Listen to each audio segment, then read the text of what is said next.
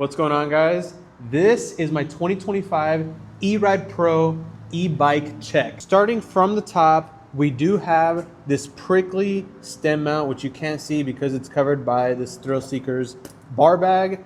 And then we have this pink Baja S2 Sport light.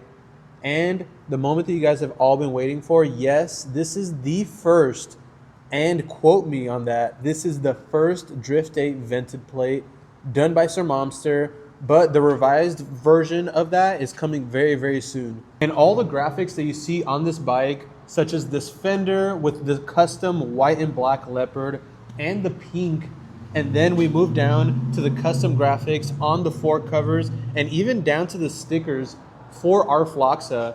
This is all done by SurrMomster, and she did a hell of a job. Let me just say, she was able to match the color on the vinyl to the actual powder coat, which to me is just insane. I don't know how she managed to do that. And even down to the smallest details, check it out. If you look closely, the pink that surrounds the logo, even on this side more so, you can tell is matched.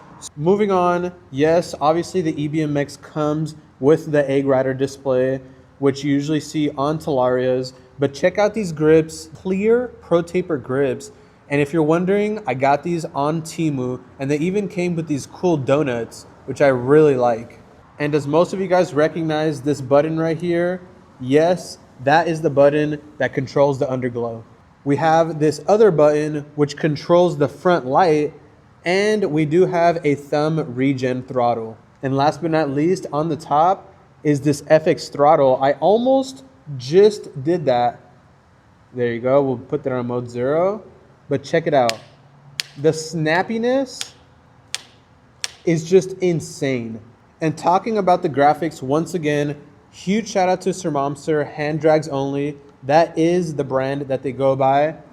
Just check out the amount of detail RfLoxa, Thrill Seekers, Milk, Prickly, and then hand drags only. We have it duplicated on this side as well. And you know that I had to double down on the pop socket, which if you guys know, this is red or black roulette. Huge shout out to the boys over at Fangmoto. They're doing their thing.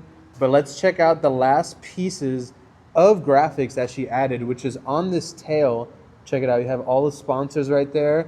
And then this rear mudguard even is wrapped to match the custom seat from Thrill Seekers. Huge shout out to Thrill Seekers. They're able to put this little badge on the side that says thick. And not only does my seat say thick, but my rims say thick as well. And another little bit of graphics that I forgot to mention are on the rims. Check that out. Milk Racing. And then she put hand drags only. Super, super sick. But let's not forget about this EBMX X9000. Huge shout out to the EBMX team for sponsoring this out. And yes, I still have my stock battery, but she was able to put this nice vinyl cover over it, which has these designs that just go with the bike so perfectly. Now, if you check out this bottom section, there's a whole lot going on. We still have our original eRide Pro bash bar, which I want to replace with the prickly one that they just came out with. But check out this Astro foot peg. We decided to basically paint match it to the rest of the bike. And this is my favorite part. Huge shout out to RideModaa or Moda. I'm not really sure how you pronounce it. But that cover flows so well with the prickly pegs. And moving on to the rear, I did already show you guys that custom Milk Racing 16-inch rear rim, which I had to wrap with Dunlops in both the rear and the front. But just check out how nice that is.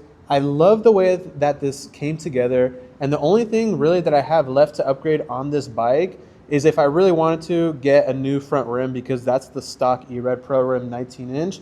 And then of course the rear suspension. This is the stock eRide Pro 3.0 rear suspension. I've seen people upgrade their rear swing arm, which I think is a really cool upgrade, so I might do that in the future. But the only thing that I didn't mention on the rear end is this rear light from Project 9 Designs. They're the same ones that send me out the underglow. But let me see if I can get this animation when you start it up. I think it's super sick. So the button for this is over here. check this out. That startup is just insane. That just about does it for my e-bike check. And yes, this is the end of 2025. So who knows? This thing is basically built out. The only thing that I really have to do are small things such as the battery and the motor. And then all the other stuff is, I think, extra. But let me know if you guys think it's worth it to even do that, or if we should upgrade to something bigger. I do have my dirt bike, which is a 450 Honda. So this is kind of on the smaller side. But I think it would be super sick to add maybe like an Ultra Beat to the channel. We can do that in the future. Me and Drift 8 have been talking about going halves on one of them. So who knows, that might just happen. But as you can see, it is wet outside behind me, which is why I'm under this little roof right here filming this video. But I hope you guys enjoyed the video. Let me know what else you guys think I should do to this e-bike. There's not really much more that I can do. In my opinion, I think that this is more than enough power and more than enough upgrades to be satisfied with on my end. But without further ado, we'll see you guys next time. Thank you for tuning in. Peace.